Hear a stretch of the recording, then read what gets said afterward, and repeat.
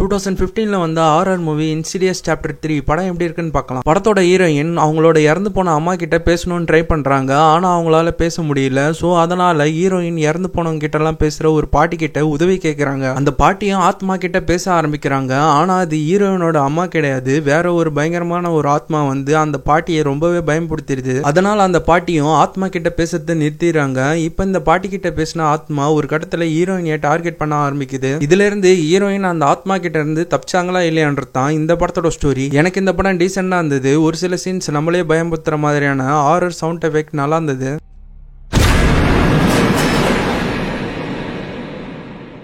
ஹீரோயினியை கதற கதற